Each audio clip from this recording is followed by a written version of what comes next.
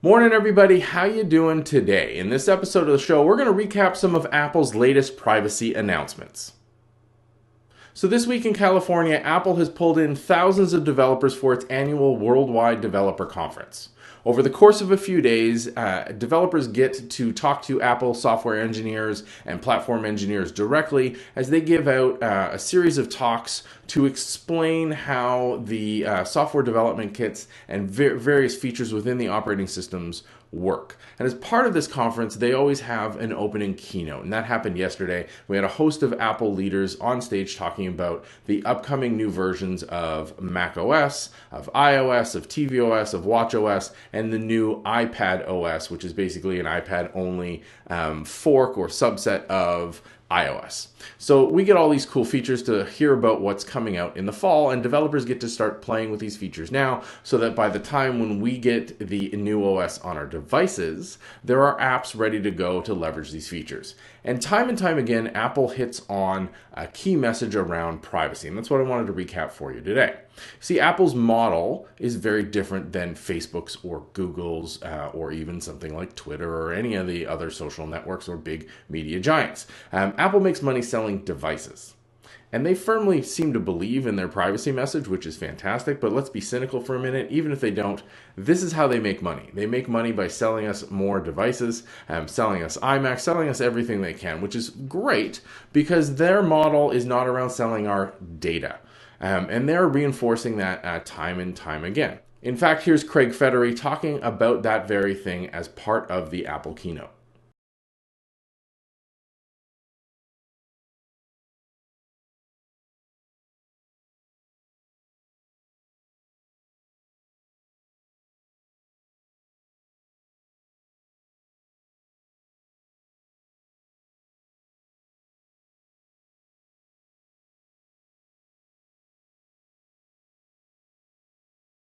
So you can see from that short clip that on the slide, they've called out a number of features they've built in to the devices and into the software in order to respect privacy. One of the key things is that data is processed locally for machine learning models, and anything that is sent to the cloud is sent to your iCloud account, which has limited access and has a significant set of restrictions around it, which is something that's going to be more and more critical to understand moving forward. But Craig goes on further to talk about specifically around location privacy. Let's see what he has to say about that.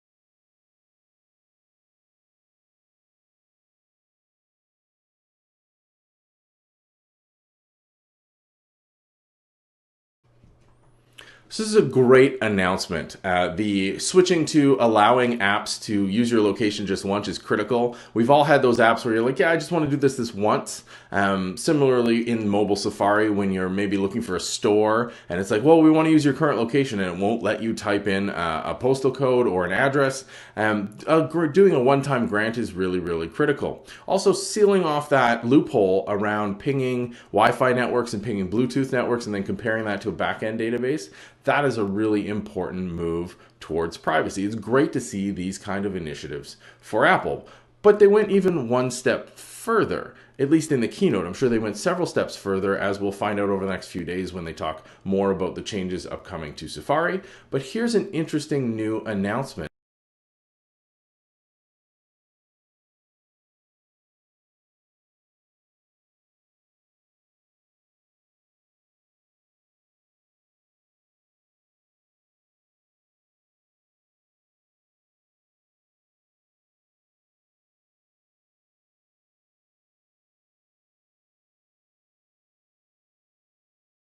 Now that's absolutely huge. We've all seen the proliferation of all these sign-up accounts that, hey, sign in with your Google account, sign in with your Twitter account, sign in with your Facebook account. And theoretically, we have some controls in those instances. When you're signing up with Facebook, you can actually go in and say, don't grant these permissions. But 9 times out of 10, or probably 99 times out of 100, those apps then fail and won't allow you to actually create an account because you didn't give them all the information they requested.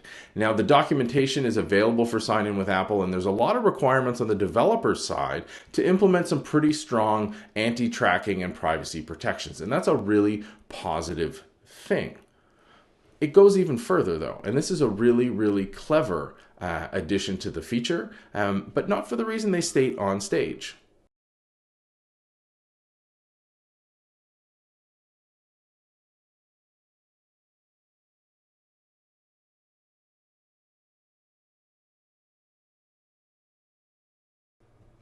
So this concept of a random address that forwards to your unique address, it's really, really interesting because what it does is it reduces the blast radius of you signing up for new accounts. Because every time you sign up for a new account using this method, Apple will actually generate a brand new, unique random private ID to forward to your account. So for every app that you sign up using this method, you're going to get a unique email address. Now that's been a long time hole. Now people have worked around this and done it themselves, but that's been a gap because while you're supposed to use a different password for every site, you're always using the same email.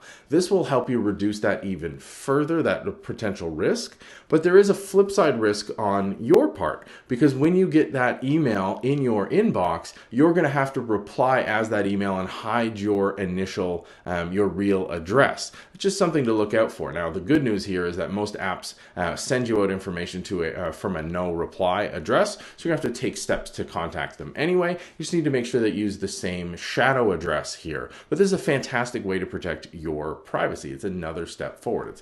This is a great theme in the keynote, is that every chance they had, they kind of hit, hey, we're doing steps, we're taking steps, we're making developers take steps to protect your privacy. And that's a really, really positive thing.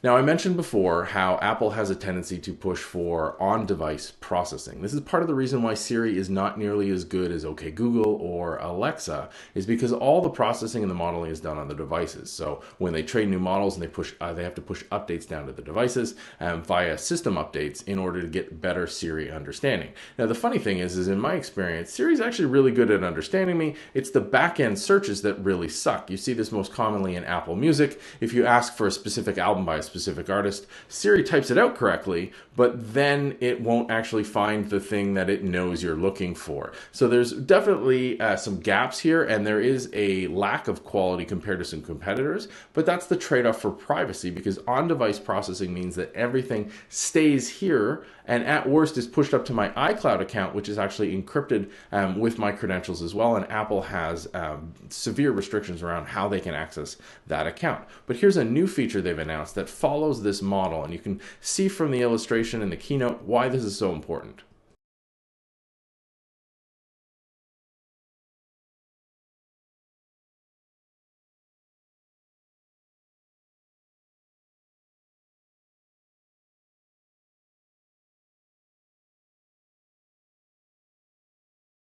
Now that reinforces that theme again of on-device processing and backing it up into your iCloud account, which is locked down. This, again, great moves for privacy, but it highlights how critical it is to understand the access to your iCloud account and to keep iCloud secure. So using two-factor authentication, using a strong password or passphrase, that's absolutely critical moving forward because all your Apple data is being backed up into that account.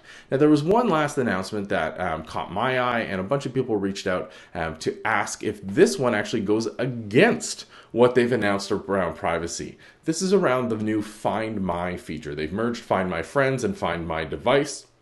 It was called Find My iPhone, but it found all your devices into one app, and they simply called it Find My. Here's what Craig has to say about that.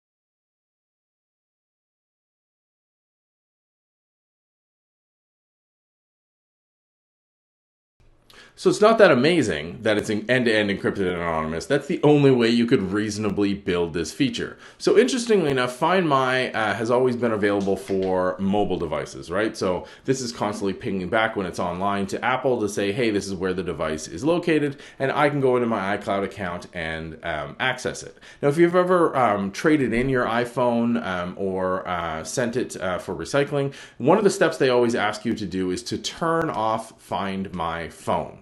And the reason being is because you have to be authenticated on the device to actually disable that, because otherwise it wouldn't work as a security feature as planned, right? If anybody could turn it off. But the downside is that it's either off or it's on. There's no in between.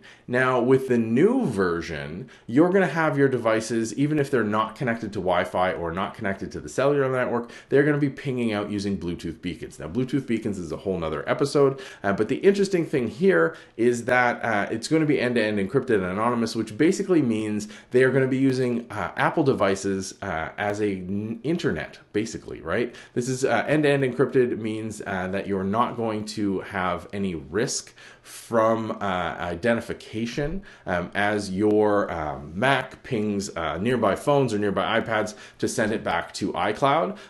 That's a really solid design pattern. Now, there is some exposure risk because your system is going to be constantly sending out a ping and a beacon, and even though it's encrypted and anonymous, that pattern might actually have some operational security concerns, but not for 99.99% of the population. This is a great way to close a loophole, especially for MacBooks, where they weren't actually opting in or they weren't actually reporting back because they had to be connected to Wi-Fi. So this covers it if somebody steals your MacBook. If it's anywhere near an iPhone, which pretty much it always will be, it's going to be able to ping back and still report its location, but without betraying any of your privacy. And it's a really clever design. I look forward to more details, but on the surface, this looks like a really smart move. So overall, there was a lot of great announcements around privacy and on-device processing, and really that privacy by design built in. Now, like I said, there are some sacrifices. Apple is a massive company, so they can take the hit of Siri not being quite as good as other competing things like Alexa and OK Google. Also the fact that they have their custom ASICs, their custom A10 and A11 chips all over the place. So they're in iPod, or they're in the HomePod, sorry. They're now in the new iPod. They're in your iPhones, they're in your iPads. They've got a ton of processing power locally to be able to pull this off. But the advantage from a privacy perspective is that your data is always staying on your device, and if it's not on your device, it's sent to your own iCloud account, not to a back-end massive service for mining. Your iCloud account is actually restricted to your access and law enforcement upon a legal or judicial request. So I will link to the iCloud security paper that I believe Apple has around. I think it's a dedicated iCloud one, but it might be part of their bigger security services. I'll put that in the comments down below. But that was a highlight of some of the great announcements from Apple. Yes, I really like their stuff, but because of this privacy first approach, I'm willing to take some sacrifice in functionality to gain that privacy. What about you? What do you think? Let me know. Hit me up online at MarkNCA in the comments down below, and as always by email, me at markn.ca. Hope you're set up for a fantastic day, and we'll see you on the next episode of the show.